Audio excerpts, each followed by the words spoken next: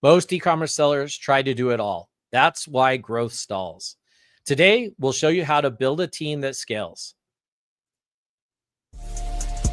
Welcome to Ecommerce Revamped, powered by Miva, the engine behind seamless online stores. Now here's your host, Rob Stanley. Hey everyone, welcome to another episode of Ecommerce Revamped. Of course, I'm your host, Rob Stanley. Another great one today. This is a really good topic. So a lot of e-commerce sellers, they kind of get in that rut of, I got to do it all. I got to do it all. You spend hours of just working on things and doing all this background stuff and trying to do social media and all kinds of crazy things, instead of focusing on making sales. That's really where you want to focus on. So today we're going to be talking about how to build and outsource a team that scales, which is really important. So I got Cory Blumenfeld, and he's from BlueMoso, and we're going to bring him in the studio right now. How's it going, everyone? Thanks for having me, Rob. Hey, how are you doing, Cory?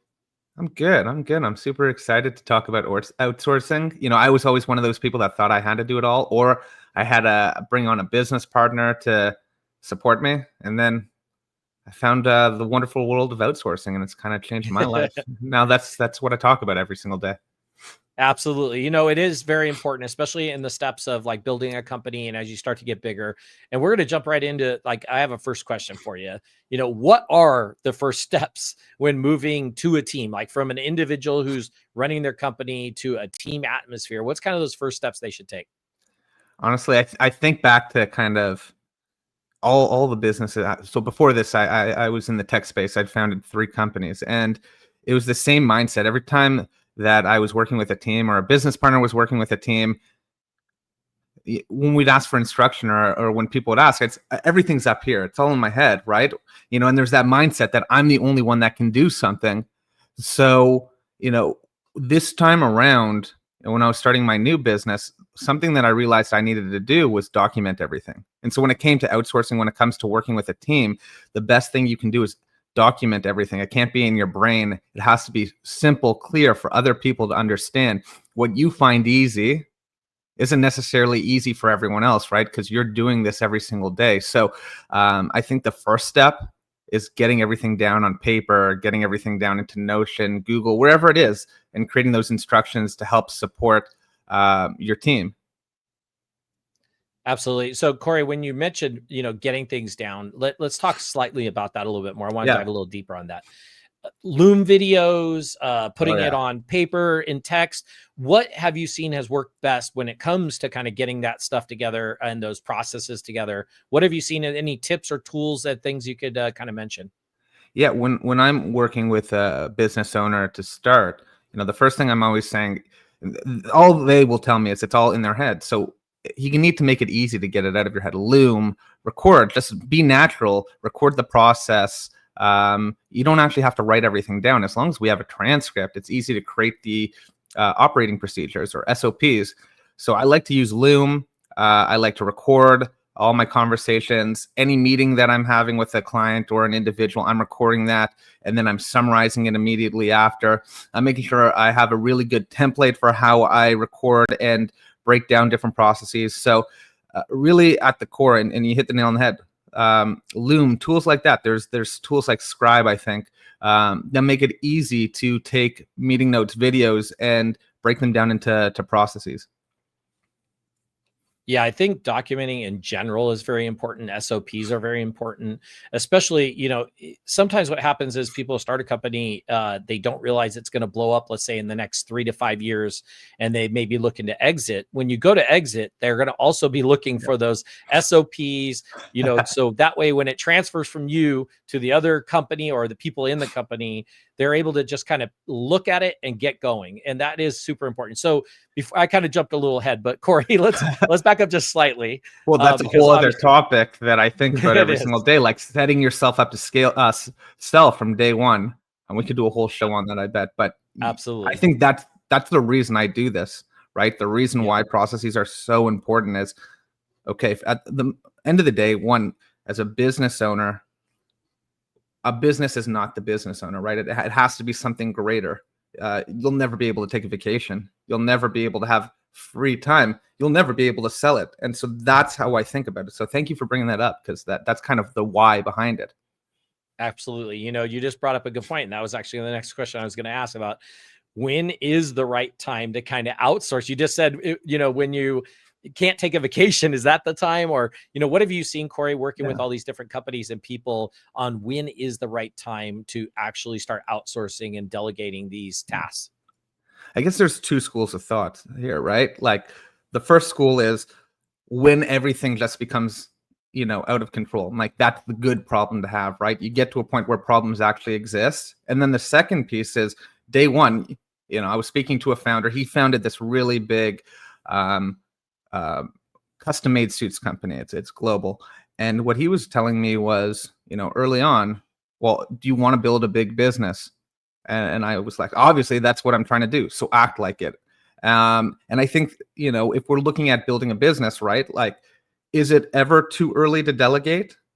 Maybe, but putting all the documentation in place, writing down the SOPs, thinking like you're building something to scale is super important. So you can start the process of outsourcing, because usually when you need to outsource, right, there's a problem and it's really like, there's a fire, you don't have the team in place, you can't keep up with demand, you can't fulfill anymore.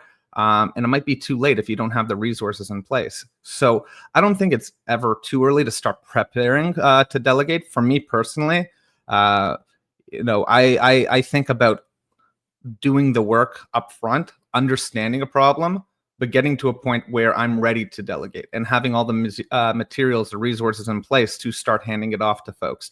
I think for a lot of founders, if we're talking about what too early is, it's planning for problems that don't yet exist, right? So if you're thinking about delegating early on, but you have no clients, you have no process, you have no offer, right?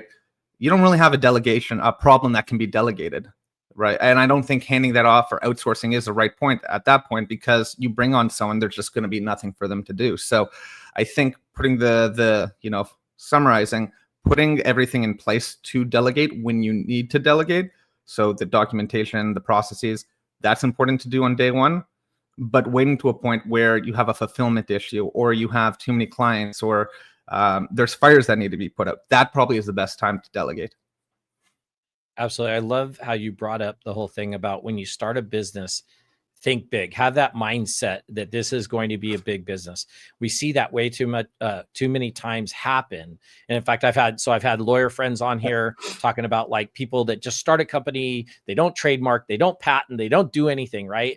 When it's necessary early, because people's thought process is, I just need to start making money, which is also true, right? I'm not saying you shouldn't do that, but protect yourself. So you brought up a good point, Cory, about when you're starting to scale. I remember when I started hiring people, there wasn't as many like outsourced services when I was running my business, but when I kind of found that it was time to hire somebody, a couple things went through my head. And help us on maybe how people solve this, or what is the solution to this. And that is, okay, if I bring somebody on board, there's going to be a ramp up.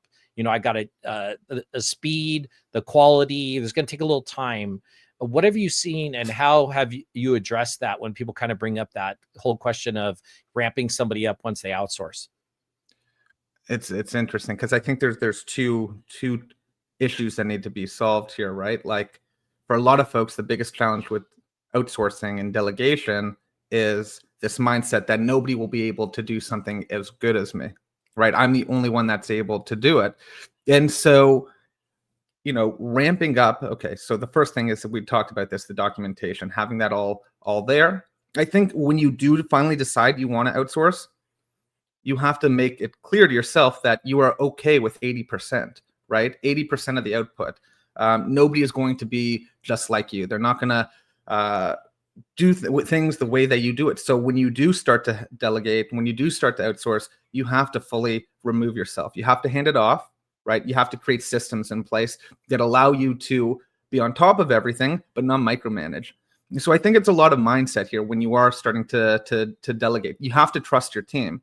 You have to give them the room to grow, right? If you can't trust them, they're not going to do their best work. So the ramping up piece is a lot of mindset. And I see this all the time with a lot of folks that are challenged, right? When it comes to bringing on a virtual assistant or bringing on other team members, they start to create a lot of issues for themselves because they are not able to let go. So that's actually one of the biggest problems that I see. The two issues and the times that we come in with a lot of business owners is, one, they have a great business, but they have no process documentation. Two, they have a great business, but they just can't let go. They can't hand off the work. They feel compelled to micromanage, and because of that, they can't scale. So that's kind of how I think about it. It's really a mindset issue. Yeah, I think you put it right. One of the issues that people have is not documenting things, because that documentation and those processes already being in place, the handoff is so much easier. The ramp time to get somebody up to speed is so much faster. Great, well put. And that was actually covered one of the questions I was going to ask, and that was kind of, what are some of the roadblocks when outsourcing? And that's definitely one of those, is not having your paperwork in place. Let's move on a little bit. How about accountability and not over micromanaging? Once you've got this person going, and you need to kind of hold them accountable to make sure that they're doing the work that you've asked for, they're doing it correctly, and you're not over micromanaging them, and you're kind of just allowing them to do that. Like, how do you build that kind of accountability without micromanaging? Yeah, I think being true to, you have to be true to yourself, but I think the best thing to do is set objective goals, right? Like, what does progress actually look like? That's, I think, the first thing. I think the other thing is to get really good with deadlines, due dates, implementing a task tracking system so you can see progress, right? If you have these in place, you can see if the team's moving forward, right? I think the other thing is really prioritizing, like, where should your time be spent? If you can find if you're spending all day micromanaging and on top of your team, then your tasks for yourself, your goals, your responsibilities aren't clear, right? So for me, I couldn't even imagine micromanaging. I couldn't imagine staying on top of things because I'm just too busy, right? So it's really getting those priorities in check and being able to measure progress all around with you, with your team, with anyone that you're working with. And if you have those goals in place, if you see that happening, if you are achieving these goals, it makes it a lot easier to have a conversation with your team. At least that's been my experience. No, I agree. That's great. Well put too. We're going to take a quick commercial break. When we come back, we're going to ask Cory about when should you keep certain tasks in-house and which ones should you outsource. We're going to do that right after this break. You don't need another cookie cutter platform. You need a partner who understands what your business needs to grow. That's Miva. From complex B2B setups to high volume D2C stores, we've seen it all. Head to miva.com/podcast for a free site audit and see what's possible. Yeah, so head on over to miva.com/podcast, get that free site audit. Just sign up the form, and we'll get somebody to get a hold of you and take a look at your website and see what's going on with it and what's wrong and what could be fixed on it. Get a free site audit. So head on over to miva.com/podcast. So I'm Rob Stanley with Ecommerce Revamped. Of course, we got Cory Blumenfeld of BlueMoso. We're talking about how to build outsourced teams at scale. And right before the break, I was going to ask Cory, when should you keep tasks in-house versus outsourcing those? What's the answer to that, Cory? I guess it depends for every single type of business. I think in today's world, it makes it so much easier to outsource. There's all this talk about the one-person business. I'm sure you've heard about this. There's the next billion-dollar one-person business. Well, most of the work for those businesses are going to be outsourced. So it's super easy to do that and to build a team that is outsourced. So when is the right time to outsource, or what tasks should be outsourced versus what shouldn't? I think there's a lot of things that founders should be owning. So if you're a one-person business, the relationships with the clients shouldn't be outsourced for the most part. The sales shouldn't be outsourced. You can outsource this, right? Certain aspects like the business development work or the lead enrichment work. But the actual relationship piece, that's why an individual is choosing to work with you. They want to know who you are. They want to know what your business is about. So if it's relationship based, I think that should be in-house. But for the most part, I think almost any task can be outsourced in today's world. I think that there's more room than ever to be a solo founder or a small business and outsourcing most of the work that needs to be done, and then just focusing on the service delivery and providing a really amazing experience to your clients.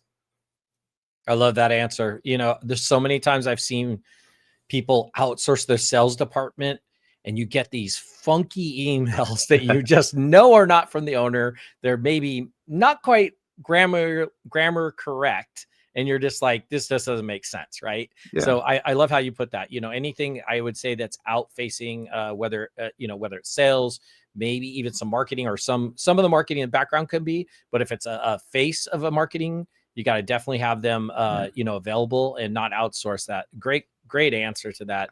I think it's all relationship based, right? Mm-hmm. Like that is what business is today. All these social media platforms and everything, it's to build trust, right? And so the behind the scenes, yes, but when you're speaking to someone, I think your job as a business owner is to get that publicity, right? It's to be seen, it's to be heard, and you can't replace it. Even if you're doing sales, if you want to drive something forward, be known, build trust, and you can't outsource that. So you have to be comfortable with being seen.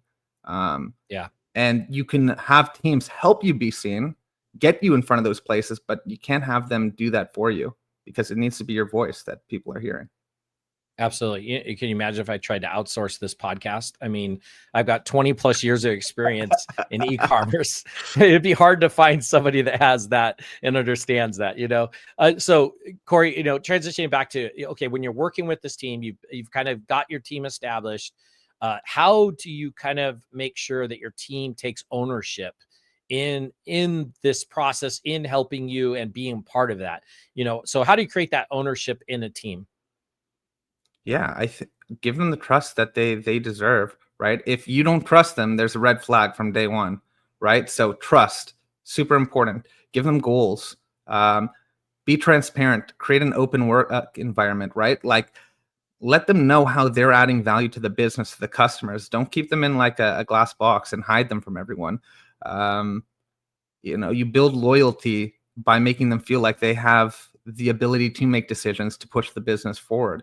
So I think it's a lot of these basic concepts, right, that for some reason some business owners don't implement. But if you make them feel valued, if you make them feel important, if you make them feel like they can move the business forward, they'll give it their all, right? Be a leader that other people want to follow, right? Show them, set the example. When you are delegating, when you are outsourcing, it's not a free pass to stop doing any work. As a business owner, as a leader, as a manager, you should still be doing more work than these individuals, just more high level work. And you need to make that seen so your team follows in that direction. I kind of think of it this way. And I've worked with I've known a bunch of other sellers that almost they build an org chart of their outsourced team, and then they'll spot somebody who's got leadership abilities, put them into a leadership role, and let them delegate down. And, the same thing as building an org chart company. I think that's super smart. You just mentioned it right there, identifying those kind of leadership people, trusting them to do their job, trusting them to help others do their job. And that's the way it should be. I mean, the right outsourcing when it's done correctly and you find the right team, it's a masterpiece, right? It makes you just even better, makes your company even better.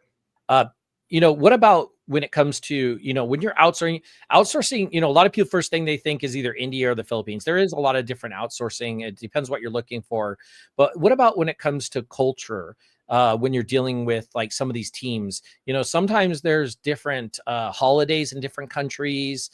There's different things going on. So, what cultural traits kind of should you keep an eye on when it comes to your remote team, and how do you kind of work within those? Yeah, I think it's being fair and loyal, understanding that there are differences, understanding that there are different holidays. For us, what we do is we try to be as fair as we can, right? So we know that there's different holidays. Most of the teams in the Philippines, we pay them and we make it it's voluntary that they can work on those days. And so we pay them more. We give them the option to work, and for us, in terms of accountability, we make it a safe and fair environment for them to come to work every single day. It's not hostile, but we try to show respect. And you get great talent all over the world, right? And I think it just comes down to being fair to folks. Just because they're in a different country, just because you're outsourcing doesn't mean you get to treat them differently. At least that's what we've seen at BlueMoso. If we treat them like any other type of worker, right, and we treat them with respect, they're going to show us respect, and they're going to put their best foot forward. So there are differences. We take those into account, but we treat them just like we would treat any other, or at least, internally we treat them like any other employee. And location isn't really a differentiator. That makes sense. I mean, Miva is a fully remote company. So, that's for us, it's kind of easy because we've been fully remote for a long time. I've been fully remote for a long time. We talked a little bit about some tools, Cory. We're talking about Loom. I think it was Script we were talking about. What other tools might you suggest that people use when they're outsourcing that you've kind of seen, different customers use, or ones you suggest for people? Yeah, so Loom, Notion for documentation, Google Drive, Google Sheets, like very basic, right? But ClickUp, Asana for task management. Just having the tech stack, right? That works for you. Having these tools in place. I hear so many founders that are just like, I don't like this tool, and they don't use it. But there are a lot of tools that I don't like, but I use them because I know they're going to help the team. So having a tech stack that works for the team is the most important thing. Slack for communication, WhatsApp for communication. There just needs to be something in place to promote communication, to promote organization, to promote project management, to promote things that are getting done. It doesn't matter what they are, just have something in place that works for the team, not just for you. Yeah. Cory, what about when you're scaling, you hire that first person, you kind of get going. Tell us a little bit of what's different between running a team with one person and then scaling up to, let's say, like 10 hires. What kind of things are different when that? And, what kind of changes do you see from a smaller team to a 10-person type team? Yeah. So we're over 40 at this point. We've done that in less than a year. It's adapting to the needs of other people. I think as a leader, a lot of times we tend to focus on what we need to succeed. When it's one other person, it's kind of the same thing. It's like, what do I need to succeed? There's only one other person here. But as you build out a team, it's how can I adapt to the people around me? How can I support them in growing? How can I make sure that they succeed? So that is the real differentiator. I think as the team grows past 10 or grow, it's creating systems, right, that keeps everyone in check. It's promoting really good communication. I really promote over communication.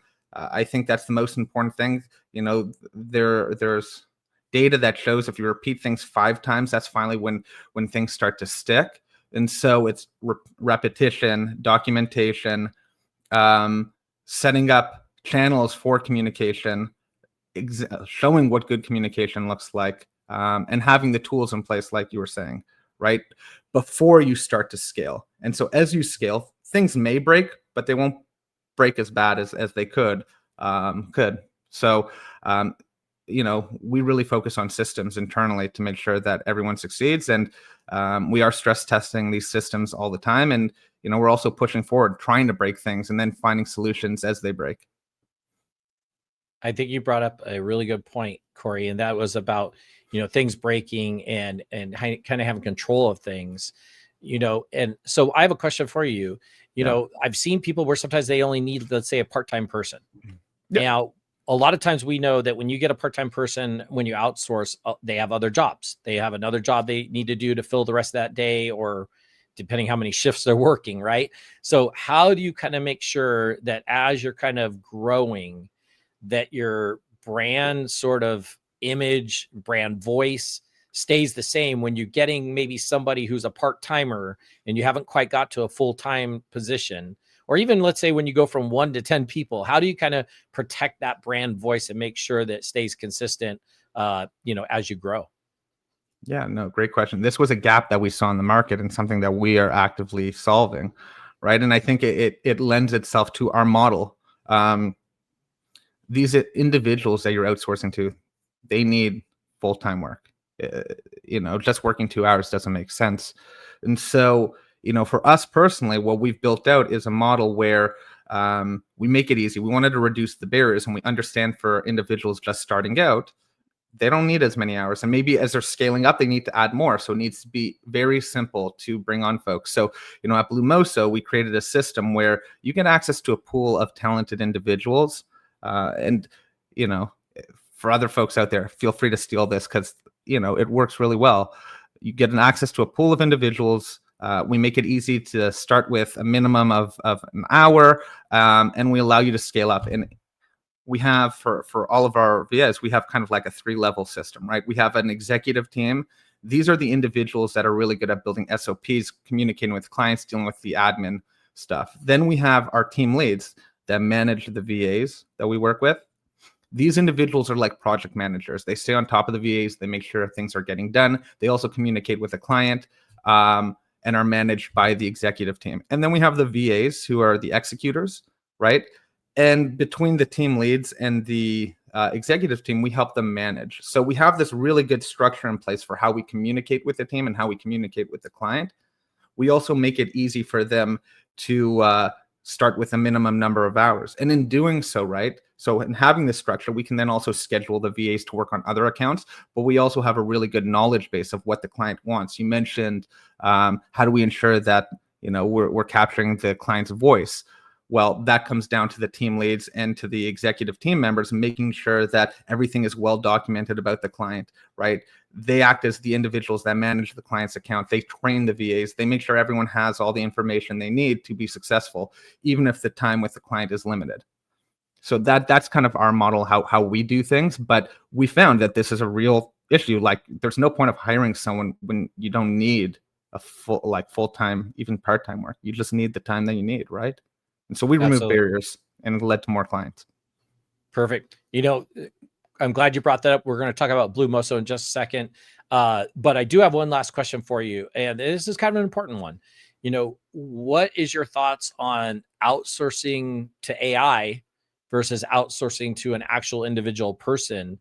I'm sure you're getting asked that question. I'm sure that subject's coming up. I'm not the first to ask this, but give us your thoughts on that, Cory. Yeah, I think with AI, there's more of a need to outsource than ever, right? These systems still need people running them. You don't need as many people running them. So, wherever you can use AI, whether it's agents, whether it's just basic AI tools, you should use them, right? It also means you don't need as big of a team. You don't need as many partners. There's so much more that you can do as an individual. But you still need individuals to help you manage all these things, to connect these systems, because they're not all connected today. So I think AI plays a very helpful role. I use it every day. And because of that, I'm able to do so much more. I'm able to be more efficient with my time, but I still need my team to manage all the clients that we have, to provide that human connection, right? Because part of having a business is being real, being there for a client, and the team's able to do that.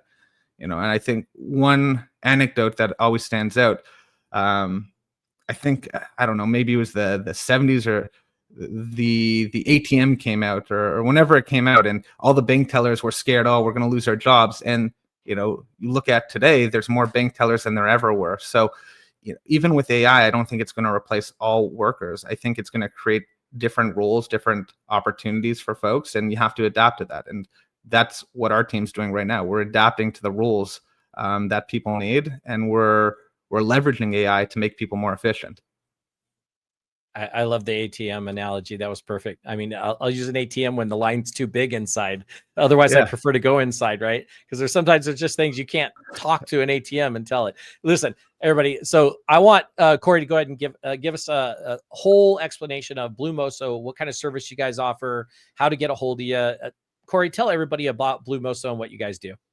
Yeah, thank you. So BlueMoso, we help business owners get their freedom back, so they can focus on building the business, not working in the business. We help folks with a variety of different tasks, whether it's content creation on social media to basic admin work. Have a client that one of our VAs is acting as her personal assistant, helping her plan her wedding. I have a VA running another person's e-commerce store, so they can focus more on the partnerships with the e-commerce vendors. There's a variety of different tasks. And then we also focus on content creation, copywriting, different marketing tasks. So data entry, business development support, lead enrichment. So there's a variety of different admin and operational tasks that we can help with. We just want to help founders really get their time back and scale their businesses. You can find me at hello@bluemoso.com. So if you need to email me, or you can go to our website. You can also find me on LinkedIn as well. I'm pretty active there as a content creator. But yeah, just feel free to reach out to me. I'm here to help. And I love talking business and talking scale and solving issues or problems for folks. Excellent. So for everybody listening, that's BlueMoso, BlueMoso.com. And then, of course, he said hello@bluemoso.com. So those are listening. You can write that down, or be sure to reach out to Cory if you have any questions or you're interested in the service. It's a great service. I've seen examples of it, and we've been using a little bit over here at Miva, and I absolutely love what they're doing and helping us out. And Cory, thank you so much for coming on. This is such great information. So listen, folks, it's pretty plain and simple. You need to focus more on making money and stop focusing necessarily on the day-to-day when you get to a certain point, right? I understand when you're first starting, you need to do it all and get it going, but make sure to document like we talked about. And then, when you get to that point, you're feeling a little overwhelmed, that's the time to reach out. And that can happen fairly quickly, or just reach out to Cory and just ask what kind of task. Maybe you just need somebody for a few projects. I'm sure that, he'll help you out with even just project stuff. You maybe don't need a full-time person to get going. You just need somebody to help you out occasionally. Reach out to BlueMoso.com. And Cory, thank you so much for coming on the podcast. I really appreciate it. It was kind of short notice getting you on, and I really appreciate you rearranging your schedule and jumping on with me. I think this is really important, especially for e-commerce sellers in this age of things changing so quickly and, costs going up, and they trying to figure out how to, get more work done with less money. So definitely reach out to BlueMoso and reach out to Cory. Hit him up on LinkedIn too. Make sure you hit up Cory on LinkedIn. Follow a bunch of the great information that he posts out there. And thank you again, Cory, for coming on the Ecommerce Revamped podcast. I really do appreciate it. And thank you, everybody, for listening. And we'll see you all on the next episode. Thanks for tuning in to Ecommerce Revamped. Ready to find out what's holding your site back? Get a free expert audit at Miva.com and see where you're leaving money on the table. Until next time, keep your carts full and your customers coming back.